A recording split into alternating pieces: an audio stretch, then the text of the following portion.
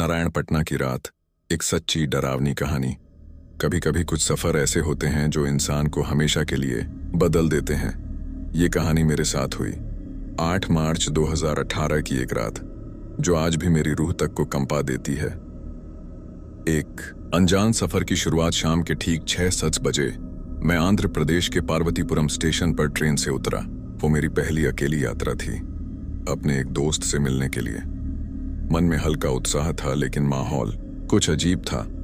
Station पर लोग कम हो रहे थे और धीरे धीरे अंधेरा गहराने लगा। जब मैंने बस स्टैंड जाकर पूछा तो पता चला कि नारायणपटना के लिए आखिरी बस 5 बजे ही निकल चुकी थी। मेरा दिल धक से रह गया। मैंने आसपास के लोगों से रास्ता पूछा। एक आदमी ने बताया कि रास्ता जंगल और पहाड़ों से होकर जाता है। मैंने सोचा, चलो पैदल ही शुरू करते हैं।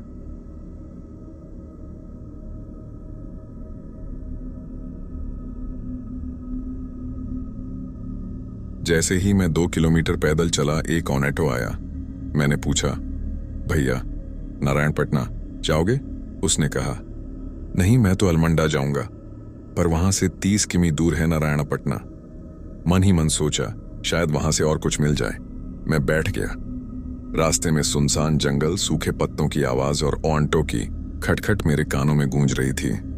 तभी उसे एक कॉल आया और वो अचानक ऑटो रोककर बोला, भैया मैं यहीं से वापस जा रहा हूं, आप इस आम के पेड़ के पास उतर जाओ। रात के ठीक 7:15 बजे मैं उस सुनसान घने जंगल में अकेला खड़ा था। चारों ओर अंधेरा, ऊंचे ऊंचे पहाड़ और पत्तों की सरसराहट। दिल की धड़कन अब साफ सुनाई दे रही थी। मैंने फिर चलना शुरू किया। हर कदम पर पत्तों की चटक, कभी कभी झाड़ियों से कुछ आवाजें। ऐसा लग रहा था जैसे कोई पीछा कर रहा हो। अचानक एक और ऑटो आता है। मैं रुकवाता हूं। वो कहता है, मैं सोरापल्ली जा रहा हूं। मैंने कहा, ठीक है, वहीं तक छोड़ दो।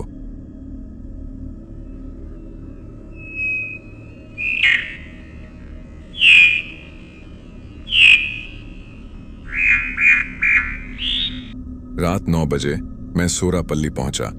पूरा इलाका वीरान, बाजार पूरी तरह बंद। सिर्फ एक छोटी सी दुकान खुली थी। मोबाइल में नेटवर्क नहीं था, क्योंकि वहां सिर्फ BSNL चलता था और मेरे पास था वोडाफोन। ध्यान आया, मैंने एक BSNL सिम ले रखी थी। उसे निकाल कर डाला और उसी दुकान से रिचार्ज कराया। मैंने अपने दोस्त को कॉल किया, मैं सोरापल्ली में हूं, आ जाऊं? उसने कहा, वहीं रुक जा, 8 बजे के बाद कोई बाहर नहीं निकलता। रास्ते में कुछ दिखता है। उसकी आवाज कांप रही थी।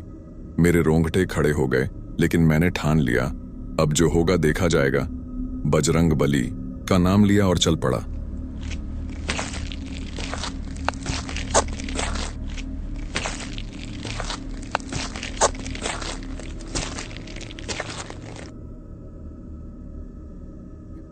और तभी सामने से एक बस आती दिखी। मैंने हाथ दिया, बस रुकी। अंदर कोई नहीं था, सिर्फ एक बूढ़ा ड्राइवर। उसने पूछा, कहाँ जाना है? मैंने कहा, बगाम। वो बोला, 8 बजे के बाद इस रास्ते पर कोई नहीं चलता। किस्मत है जो बच गए। 11:45 रात हम बगाम पहुंचे। ड्राइवर ने कहा, बस स्टॉप से तुम्हें 2 किलोमीटर और जाना होगा, पर रुकना मत। मैं अकेला था, बैटरी सिर्फ 2%, मोबाइल की टॉर्च भी मंद थी। चारों ओर घना अंधेरा। तभी एक तेज हवा का झोंका और ऐसा लगा जैसे कोई मेरे पीछे से फूंक मार गया हो। मैं कांप गया।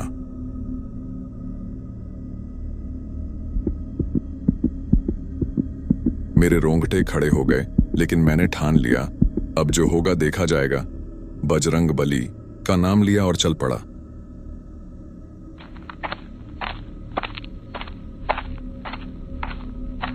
पर तभी एक बाइक आती है। 2 लड़के, उम्र में मुझसे छोटे, कुछ नहीं पूछते, बस कहते हैं, भैया जल्दी बैठो। मैं बैठ गया।